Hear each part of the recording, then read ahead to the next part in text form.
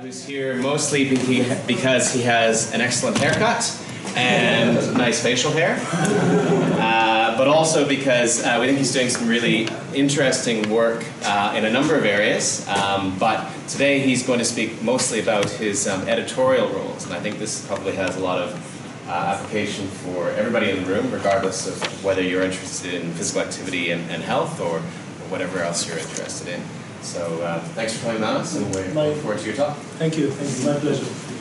I'm very pleased to be here, and I should perhaps start by explaining what is my motive behind giving this talk. So this is a talk, it's part of a series of talks I've given in Taiwan at the University of Queensland at Stuart Beadle's group a few months ago. So I will explain how I got into this, journal editorial rules and peer review. How many of you are actively involved or have been actively involved with editorial roles, not simply reviewing papers? You have responsibility as editors. 2, 3 people. How many of you have been peer reviewing for journals? I would be most. That's what I expected. Okay.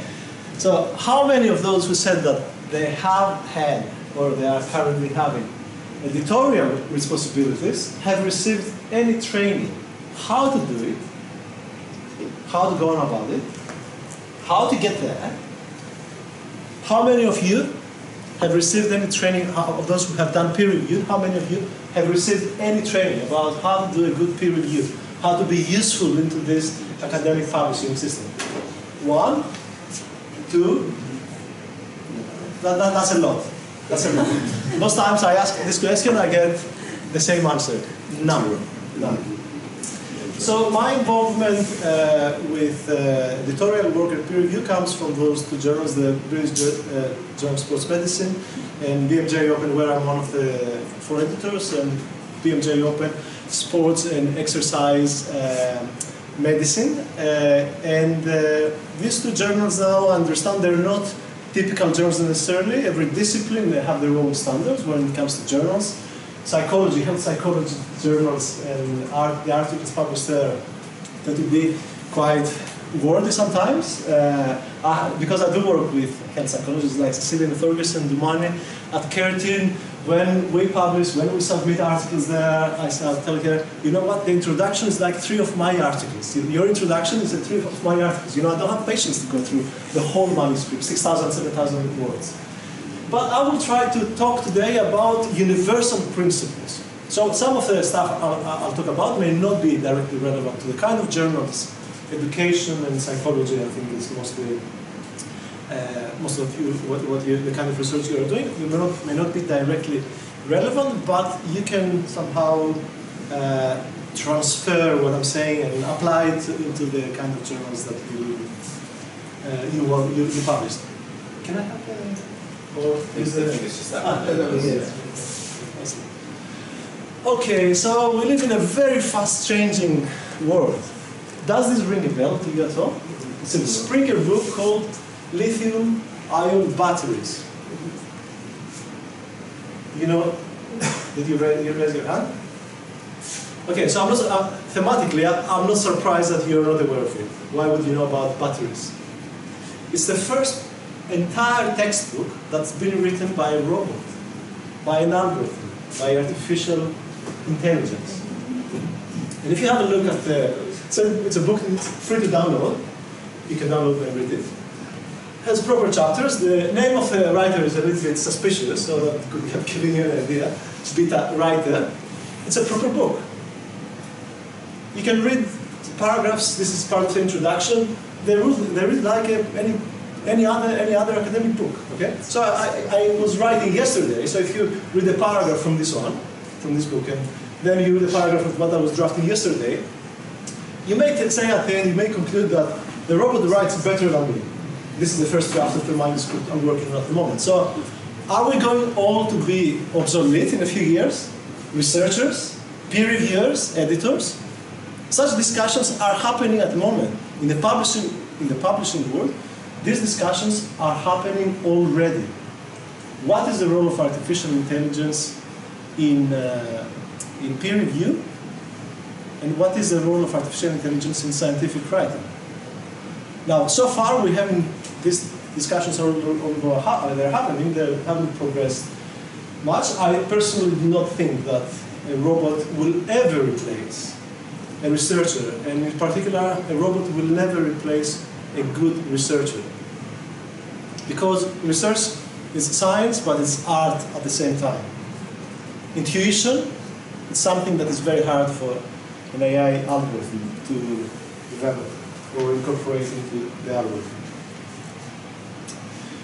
So the focus of my talk today will be to discuss how to make the most of peer review. You may have noticed that I changed my title a little. Yeah? So compared to what I gave John and Chris yesterday, I changed my title and I added this part here. Why you should and why you should not do it. These roles and this kind of involvement, they're not right for everyone.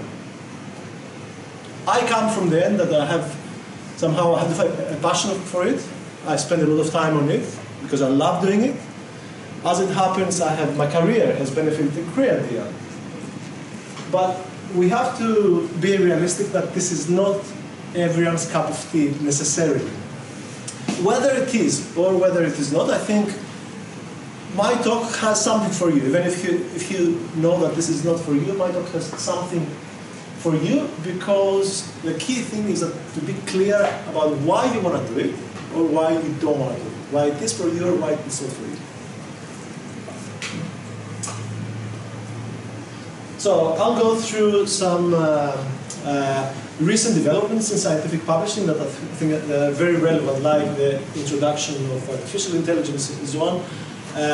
Some other recent developments that will change the landscape, the scientific publishing landscape in the next few years.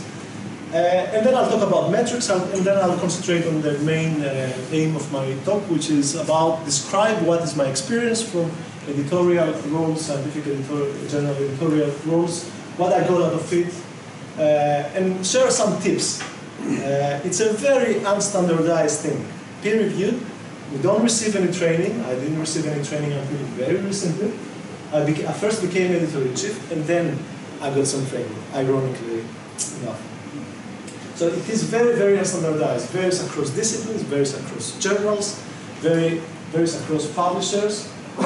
And the main key take-home message from the recent training, I was trained by BMJ, I was taken to a course in Oxford, a course that is designed specifically for journal editors, where we were about 25 of them.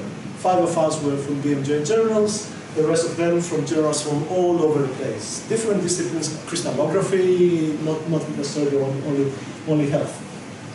Over 4 days, extremely interesting. Do you know what was the most fascinating thing I learned there?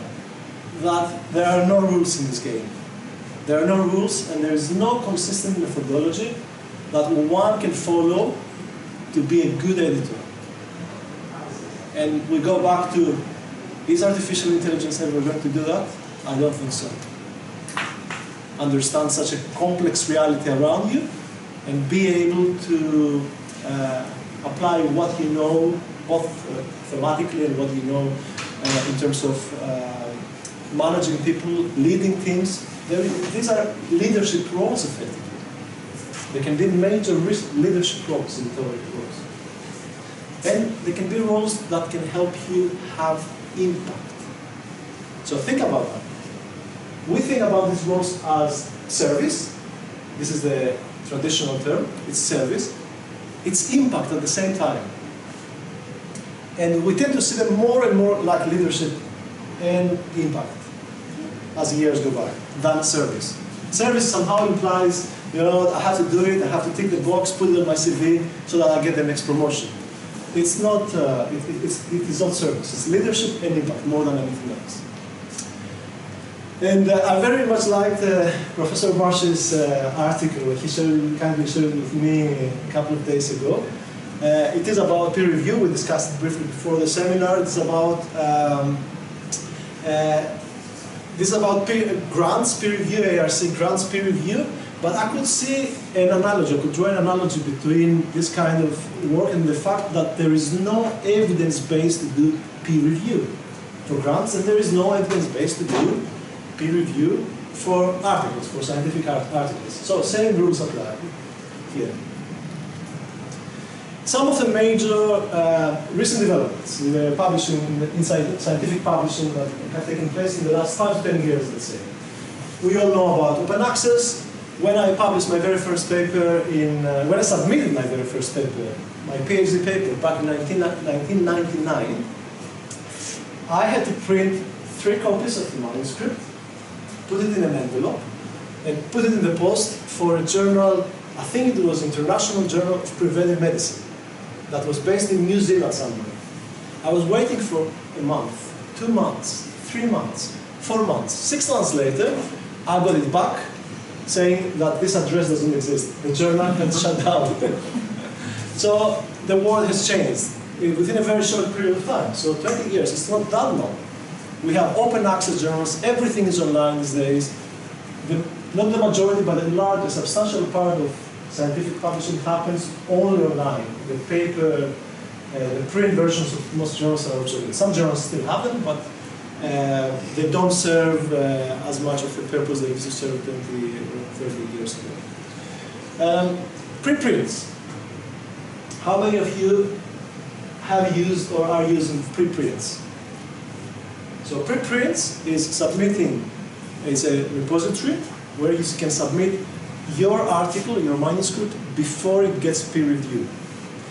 Now, the vision with preprints used to be, and that's why it all started, that peer reviewers, so spontaneous like readers, but not recruited through a journal, would go on the website, access your early stage manuscript, and provide you with feedback so that they can help you submit a better manuscript to a proper journal. What's your experience with preprints? Fairly limited. I mean, we've put a couple of things up.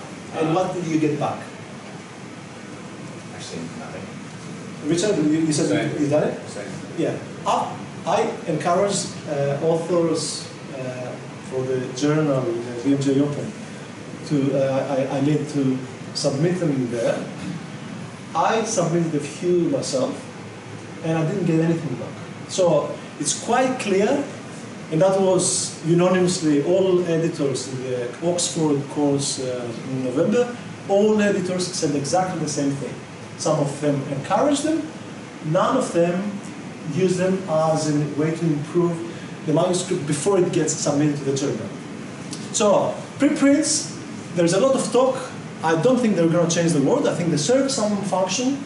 You share with the world very early the results, which is good. You don't have to wait necessarily for those sometimes. One of the strategies that we're looking here is that we've been hit with a very high threshold as to what we're allowed to, what we're recommended to publish. And so we're using, not pre-submission, but we're using that as an outlet for things that probably aren't good enough to get into a top journal and be well cited, but we want it in the public domain. And it also gives us an option that if by some chance it takes off in that, we can still publish it. That's an excellent way to use preprints because they are citable. Don't forget that they get a DOI, the Digital Object Identifier. They are citable. So that's an excellent, useful use of preprints. You don't want, if an article, sometimes we do research and we don't get the results. The results are not very citable. We get null findings. It's very important that we do publish them somewhere, and preprints could be a fantastic avenue for that, without having to go through submission, formatting, rejection, resubmission, reformatting, rejection. It's an easy way. There are some problems with this, because if it's not peer-reviewed, in theory, the quality, you as an author can do your best to ensure that the quality of the article is decent. But when it comes to article quality, nobody agrees about anything. We know that others may find holes what we consider to be excellent. So preprints is one of the major developments in the last few years. I think they will be here. They are here and they will stay. they won't change the world. They won't change the scientific publishing law, which was something 5 years ago. People would say that publishing will change thanks to preprints. And this is the BMJ, the one that we encourage our authors to, we used to encourage, we don't actively encourage them anymore because we can see that the purported aim, the goal of preprints is not fulfilled. And some of you may be familiar, and I guess that's where you research and Chris in some of the SI archive. There are various, there's one for sports, exercise medicine, for example. There are various of them, quite a few of them. Now, the other major development that you may or may not be aware, because it's happening mostly in Europe, Coalition S and Plan S. Does it ring a bell at all? This is the group that's pushing hard against the big publishers. Exactly. So mostly in the UK, there is a big movement about open research, open access publishing, that everything that is funded by the taxpayer, in particular, all research that is funded by the taxpayer should find one way or another its way in the public domain, open, not behind paywalls. So Coalition S was formed about 7-8 years ago. It includes some funders, fairly large funders. Again, UK, this is MRC, ESRC, Arts and Life Sciences, I think, Council. It's 9 councils, if I remember well, big councils from the UK. Remember how much, you know how much research on what is the research output of UK. So itself, this is a big news that this organization, UK Research and Innovation, is behind this. We have other big players like Wellcome Trust, Bill and Melinda Foundation somewhere, the WHO, the Norwegian Council, and various other, I think it's about 20 in total. They formed the coalition and they agreed that all the research that is paid by them will need to be published in a real open access journal, not a hybrid, not those kind of journals that you can pay and have your article open access, but if you don't pay, you can have it published behind the paywall. These are hybrid journals. These are not eligible, these are not compliant. They have to be pure open access. So in our case, BMJ Open Sport and Exercise Medicine is compliant. BJSM is not compliant, and I doubt that it will ever be compliant because there's not much incentive. Only about 7, 8, 9, 10% of the research that BJSM publishes comes from these funders. So this is a big experiment. It's kicking off 1st of January 2021. It was meant to kick off 1st of January this year. The publishers, they lobbied very, very hard. They watered down the scheme. It was a lot harsher. At the start, it was very, very harsh. If you get funded by this, by any of those funders, if you fail to publish in a pure open access journal, you had very draconian consequences. I think the whole thing was watered down through the lobbying and the influence of Richard. Would you like to say something? I just had a question.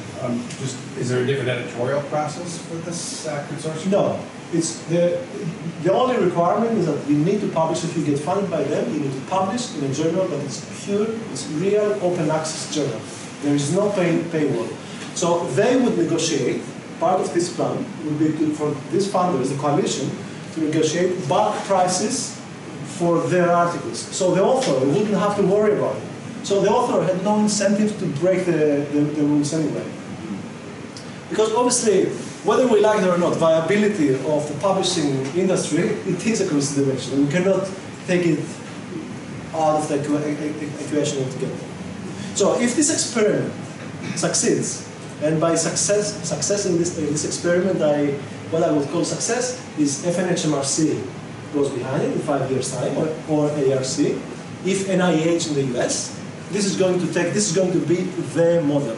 I don't think that NIH in the US will ever do this because America is very corporate. The mindset is very corporate. They wouldn't want to harm the industry. NHMRC, although I know there have been discussions, NHMRC has not been very keen. I won't be surprised if a few years down the line, NHMRC develops some interest. I think lots of funders around the world are cautious. They're waiting to see what's going to happen once this gets implemented. So just so to be clear, so if you've got funding from the Gates Foundation, for example, you wouldn't be able to publish in the Lancet. No, no. Lancet would be given a grace period of 2 years to transfer to the full open access model.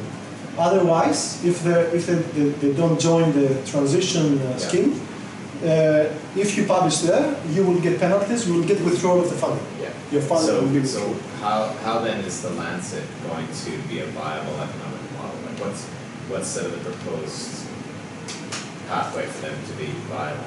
They can open all their family, their sister journals. Some of them, I think, they're already open access. Some of them are pure open access. So they may be forwarding manuscripts there. Yeah. Let's proceed. Okay. So I already mentioned impact, and I encourage you to see this involvement in editorial rules and peer review as part of your impact, your contributions to science, the contributions to this work, not as box-ticking exercise, as service. The NHMRC, they changed, as you perhaps know already, they changed the fellowship scheme, drastic, big changes. They don't take into account grants anymore. It's all about output. So it's all about output, it's all about impact, and how they get evaluated. So investigator grants, formerly known as fellowships, became investigator grants. Investigator grants not only pay salaries, they pay good money, up to $600,000 per year. So these are fellowships that pay salary plus up to $3 million over a 5-year period. You can imagine how competitive they are, extremely competitive. So how they get evaluated? Research impact, knowledge gain, publications, and then leadership. So research, there's a an assessment criteria, research policy and professional leadership. So peer review counts towards this. Now you can argue 15%, it's not much. They're so competitive that small details, if you apply for those and you are weak in one of the areas, could be enough to break you, could be enough to shoot you down. So the editorial rules, I'll repeat once more that they're very unstandardized because the editorial processes of every journal, they're very unstandardized. So roughly the model of peer review from the time one submits their paper to the time it gets rejected or accepted involves some kind of editorial assessment, some kind of peer review, external peer review outside the journal usually, and then a hybrid of editorial interactions interactions between the editors or of interactions between the editors and external peer reviews and leading to a final decision, acceptance or rejection and anything that comes in between. So I said that I will try to pitch my talk to be relevant to any kind of discipline, any kind of health-related journal.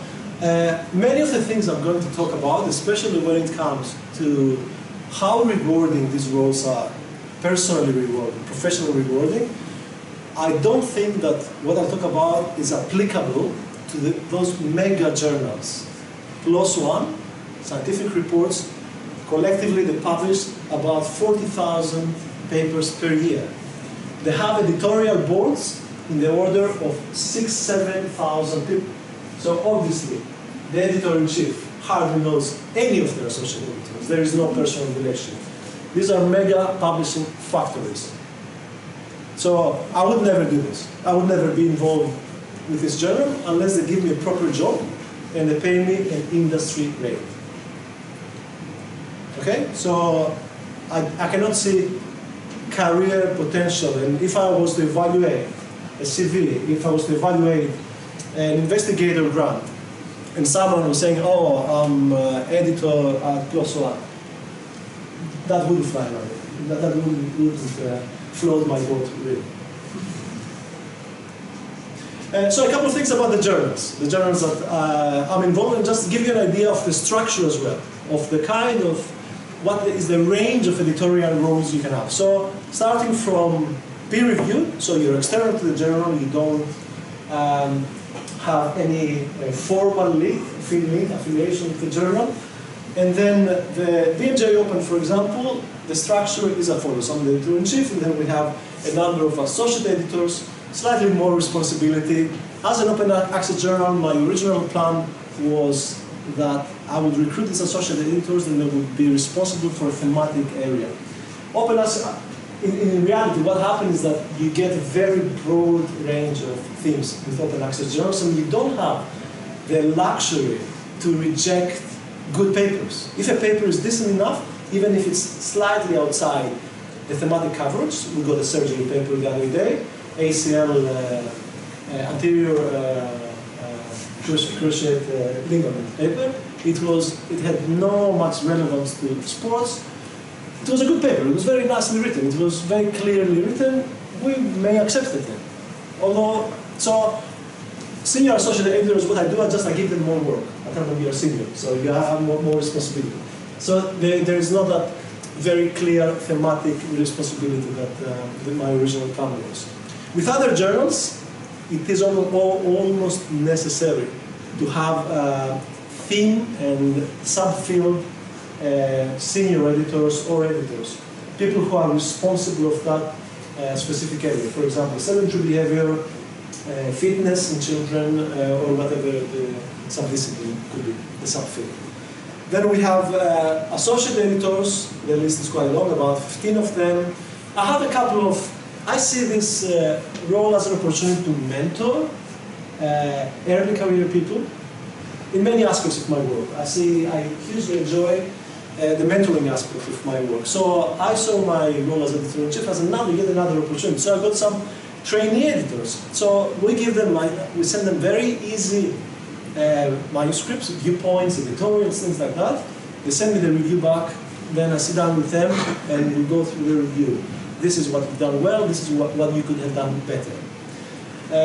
And we have also statistical editors, and I think these are necessary. It's important to have specialized statistical expertise in the journals, no matter what is the sub-discipline, whether it's health psychology or sports science or epidemiology. With the British Journal of Sports Medicine, things are a little bit different. This is led by Karim Khan. He's stepping down at the end of this year, so if you're interested in leading a journal as an editor-in-chief, the job advertisement is live. So it's a little bit different because it's mostly the 4 editors that run the journal, and then we have a small cohort of associate editors, and we do everything, basically. It's a small cohort, maybe 10, 12, 13 people, I don't know exactly, I cannot remember how many there are. So there are different ways. There are different ways to run a journal, and there are a lot of different roles that, depending on your career stage, interest, enthusiasm, you can get involved. So we touched already the industry. We already referred to the publishing industry. And this is not, I'm saying it here that this diagram describes the industry in the cynic's view, at the same time it's the reality, I would say. So the publishers make money through multiple avenues, and as academics typically do the work for free, we produce the research for free, we write the grants to get the money, then we do the research, we write the manuscripts, we submit to a journal, and sometimes we have to pay the journal to publish our work. Okay? So there is some exploitation in it. It is a system that I don't think is entirely healthy. At the same time, and this is a piece of advice for you, and considering your potential future involvement, be absolutely clear about the system. Get in and accept it, try to improve it, or do not get in the system. Do not get in and start undermining it. It's ugly. I've seen very ugly situations coming from that. So it is an unfair system. I'm talking to the publishers, BMJ, whenever I have the opportunity. We have a retreat next month. I'm making suggestions how we can make this whole system fair. And they're very willing to hear. Publishers are surprisingly willing to hear. And sometimes they do take action. They make more material open for free. Material that's supposed to be paid for. They allow me to invite people to write editorials and publish them without cost to the author, for the open journal, for example. It can turn very, very ugly, yeah. getting into the journal and joining the system and then trying to undermine it, backstab it, can create a lot of toxicity. So be clear about what is given, and this is what is given. This is the system at this point in time. I hope it will change in the future. A lot has been written. A lot has been written about all this, about the unfairness in the publishing world, about the unfairness and lack of a system that rewards peer reviewers, for example, people who spend a lot of time, rewards peer reviewers directly, but not much action. Perhaps the Plan S and the move towards open science, 5, 10, 20 years time, will solve these problems, and we will end up having a publishing system that is fairer for the end users and fairer for the taxpayers as well, because it's all done on the back of taxpayers' money. So the University of Sydney, and I believe ACU, they pay a subscription to Elsevier, and this is being directly taxpayers' money, or universities' wealth. And the university, ACU, also, the Elsevier will be charging various libraries, other libraries around the world, and authors directly, ACU authors, to publish the more open access. So, editorial involvement. I've already gone through the structure of BMJ Open. Senior associate editors, this is very unstandardized. It's usually the hierarchy here. It doesn't matter what the titles are. The hierarchy is more responsibility, less responsibility. More leadership, less leadership. Actually, it goes this direction. It's less responsibility, and to the point that journals like having a cosmetic editorial board with no obligations, no correspondence. Good names go there so that they raise the status of the journal. We do it as well. To more responsibility as one climbs up the ladder. And you may want to know what is the material reward that you could hope to have as a journal editor. That varies from nothing to nothing or very little to hardly anything. And down here, some remuneration is involved. I would not call it payment. It's an honorarium. If I was to calculate, to kind of divide the number of hours, I get the compensation for the lecturers, divide the sum in Australian dollars, divided by the number of hours that I spend every year on journals work, I'd be better off working in a pub. I'd be better off getting a job in a pub or anything that comes with minimum wage or below. So that's the reality. Of course, open access journals have a different model. Pure open access journals, PLOS, for example, they pay full salaries. The top members of the editorial board, they get paid full salaries. That is changing as well. That comes with all these changes. The editors-in-chief and senior editors of scientific reports, PLOS 1, they're fully salaried people. But the 5,000–6,000 associate editors that are there. So how do you get involved? How did I get involved? Did anyone approach me? Was there a job advertisement that I applied? Did I just make a phone call? Did I pick up the phone? Did I send an email? All of those. It's rather rare. I've been invited, and I believe that some of you may have been invited to join editorial boards, generic editorial boards with no responsibilities. Reputation still happens, especially journals that are associated with scientific societies. You can be invited to take part in the journal. You need to be further down your career, I believe. Through scientific networks. If you are involved in scientific societies that run journals, you may receive an invite. I think it's very rare to be invited only because you're a superstar, you publish a lot. That could happen as well, that didn't happen to me, for sure. That's a very nice way to get your way into editorial work. And also happens, write really good reviews. What I do sometimes as an editor, I invite really good reviewers to write editorials. And at least twice, I have started a discussion with them about joining the editorial board because they were so good reviewers. They would write thoughtful, constructive. They would make my life so much easier. So I was thinking, wow, it would be fantastic to get them in the team. One of them agreed, the other one turned down. So that's another avenue. Write very good reviews. And if you think about it, this is part of your contribution. This could be, you can be, what's the expression? Two flies, what's the politically correct expression? Two flies at one swat, something like that. Because that I used to say two birds at one stone, and they said, no, don't say that. That's not politically correct. We shouldn't kill birds. I agree with that. So writing good reviews. More and more journals now the editor-in-chief back in May when I got on board as an editor-in-chief, we advertised, and we got some 40-50 applications. We advertised for associate editors, senior associate editors, and statistical editors. And finally, you like a journal, you publish a lot there, you think or suspect that the editor-in-chief likes your work, otherwise they wouldn't publish you. If you have published 4, 5, 6 articles in the journal, if they didn't like your work, they wouldn't accept your 4 or 5 articles. You pick up the phone or you send them an email. That's what happened in my case. I had a desire to be involved. I wasn't given any opportunities, and I emailed, back in 2015, I emailed Karim Khan. And he says, hi, yeah, of course, I know you're going to stop. I know your work, and you published it in the journal, let's stop. We had a chat over Skype back in 2015, and yeah, there is this history. And I've discussed with many colleagues. So there is a lot of misconception out there that if you are a superstar or if you are doing well published, you will get invites. This is the exception rather than the rule.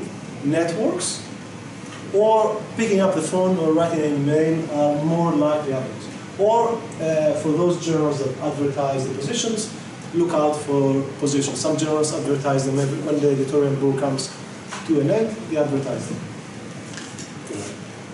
I guess it's probably your networking example. Several times I've just written letters to editors of journals that I work in and recommended a junior colleague for, not necessarily to be on the editorial board, but to start doing peer reviews and maybe that works quite well as well. That happens. I totally agree. That's another avenue. That happens between me and Karim Khan quite a lot. But we know already we have a relationship through BJSM, and we recommend each other. People to join the editorial board mostly comes from him saying that we are full, we don't have more places, but this person is really good and they want to join BJSM. Shall I refer them to you in case you? And it has happened also. We have recruited a couple of people this way. As it happens, a couple of days, I got approached by someone who published an article in BMJ Open, and they said, "Do you have any positions available?" And as it happens, I need 2 new people right now because I sucked 2 the last month from the existing editorial board. So perfect. And we are discussing. I saw his CV. We're going to have a chat. It looks really, really good. He looks very motivated. So this is a very good way for you to be involved. Don't be shy. Talking to people always pays. I will give you an overview in my next slide why it's worth doing. I hope to convince you. I hope I'll inspire you and convince you. But let me tell you first, before I do that, let me tell you what is the time commitment. Time commitment. So first of all, you need to be prepared to put some time in. If you get involved. This is a prerequisite. This is not good enough. Don't get involved if you don't want to. If you want to spend 10 minutes a week or you have only half an hour a week, don't bother. So I started in 2015. My involvement was a couple of hours a week, sometimes busy weeks, 2, 3, 4 hours maybe. Then as a senior associate editor a couple of years later, that approached a full day. The last couple of years can be anything up to a day and a half. It's my Sunday, basically.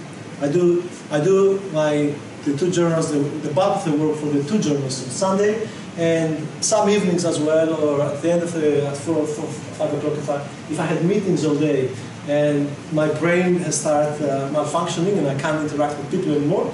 I find it for me, it's good to do journals work because I can zone in and do it at a very different level. But it is a commitment. And the higher up you go in the ladder, bigger responsibility, the more people you have to deal with, the more time commitment. I don't want to scare you. This is not necessary.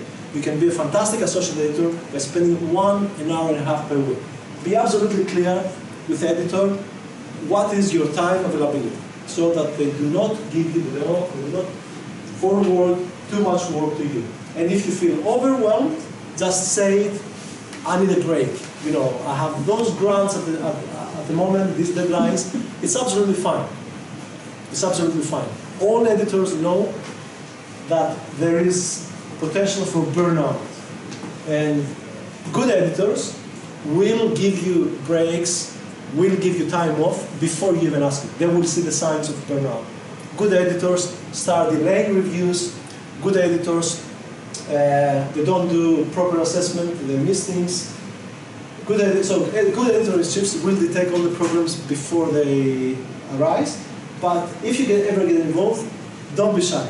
Talk to your editors-in-chief. Okay, so these are my 10 reasons why I think it's a good idea to do it. And indirectly, I will share my experience, what helped my career, and what is the kind of satisfaction I got from doing this. So first of all, there's no doubt, I learned a lot. I learned a lot about publishing. I learned a lot about my discipline, about newest research. You have to evaluate manuscripts. You have to evaluate, somehow, you have no choice but to know what is the latest in your field. Because it's part of your usually it's part of your role, to be evaluating manuscripts. Networks, fantastic. I got invites for talks. I got to meet people that we develop very nice collaborations. This is a principle that's applicable across academia. The more people you know, networks propagate themselves. So the visibility that such a role gives you, because you develop a brand. You are an associate editor in journal X or Y. So your name is associated with that brand somehow. It can be very, very beneficial from the network building point of view. Because you are exposed to things that are outside your narrow discipline, and this has been a big deal for me with BMJ Open, exposed to exercise medicine. Sometimes I have to evaluate, I mentioned surgery before. Okay, I'm not claiming that I became an expert in surgery, but I'm exposed to sports medicine, which is outside my field of research. I learn all the time.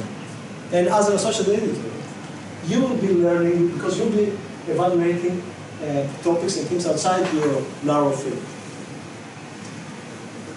The brand and your affiliation with prestigious organization can work to your benefit.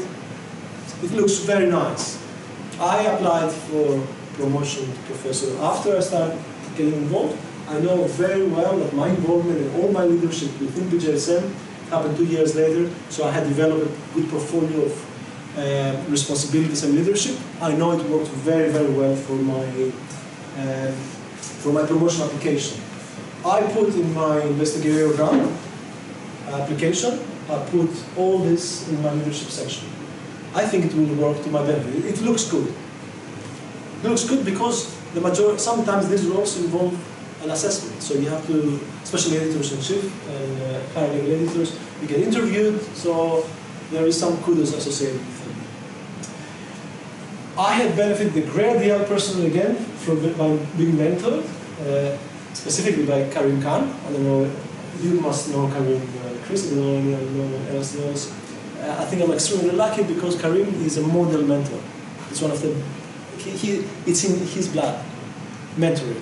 He understands academic careers extremely well. He understands this reciprocal relation between mentor and mentee in each and every context. He's given me fantastic advice and support throughout. And then we go down to your impact as an editor. You have the opportunity to have an impact, to shape a better scientific area, to improve your scientific career. And I've already mentioned that. So mentoring others. the higher you climb up the ladder of editorial roles, the more people you will be working with, and the more opportunity, if that's your kind of thing, if you get pleasure out of that. I personally get a lot of pleasure. Spending time and helping others to develop their own careers, share knowledge, share experience. And as an editor-in-chief, reward them as well. Because I have a very good role model, Karim Khan from BJSM. Part of good mentoring relationship is opening doors and rewarding people for their hard work. So hard work, that's a word I would like to emphasize. It's a bit, do you feel that it's a bit out of fashion in these days? You know, talking about careers and success, no one mentions it anymore. Hard work is like, all of a sudden you have to be smart, you have to be empathetic, you have to, it's all sorts of things. Hard work is never mentioned anymore. I am traditional in that sense. I believe in hard work, and I believe that hard work should be rewarded. And I think silently, many others are thinking the same. How much time do we have? Or have we run out of time? We're getting close. Yeah, so give it 5 minutes, and then do we have opportunity for questions? If we are short of the rest of the presentation. Okay. So I'll be quick then. I'll go through the rest of the content quickly so we have time to discuss. Okay, so from the peer reviewer end. So let's leave now these formal editorial roles. From the peer reviewer end, I have again. I thought because most of you are doing it. This is geared towards more earlier career people, PhD students, people who don't have much experience. Just share a few tips. I have 11 tips. I don't know why there are 11. They ended up being 11. There is no particular reason.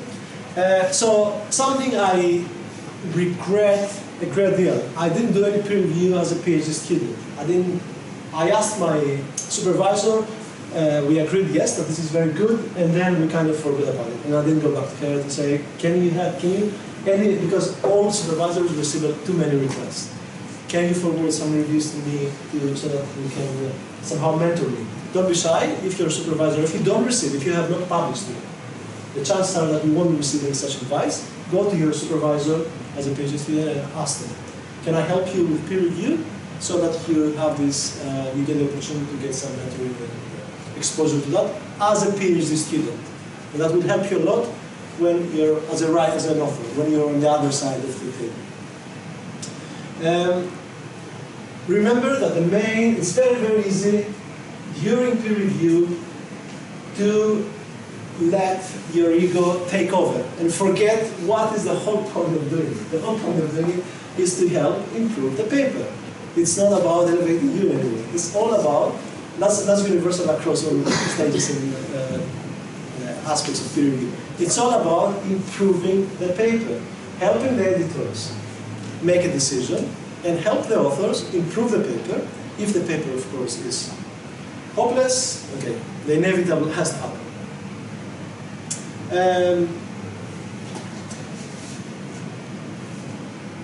Things like undeclared conflicts of interest. If you suspect anything, talk directly to the editor who handles the manuscript. The length of peer reviews. I hate it when I receive peer reviews that are 6 pages long. Exactly. You don't want to do that. You don't want to receive a 6-page long, and you wonder what kind of person spends write 6-page review. Psychologists. Oh, sorry, and education researchers. And education researchers. Okay. On the other hand, it is, as an editor, it's my nightmare to get a review that is 2 or 3 lines saying yes, accept it kind of thing, because they have wasted already 3 to 4 weeks of my time, and I'll have to go back and find new reviewers at the expense of the author's time. So, right balance. I think for the disciplines and the kind of articles that we handle, a couple of pages should, depending on the quality of the article. Major things, big picture, you don't need to list each and every typo, just say that there are too many there are lots of typos, and there's a need for language editing, and leave it there. And like an author, I say the same thing. Perfectionism kills productivity, and perfectionism can kill good peer review. There is no such a thing as a perfect article, and if, let's say, 80% of an article, everyone agrees about this quality, That other 20% is invariably, largely subjective. Opinions will get. And I think we'll leave it there. Yeah, the rest is just like small tips about peer review, but we can live without it. Thank you very much.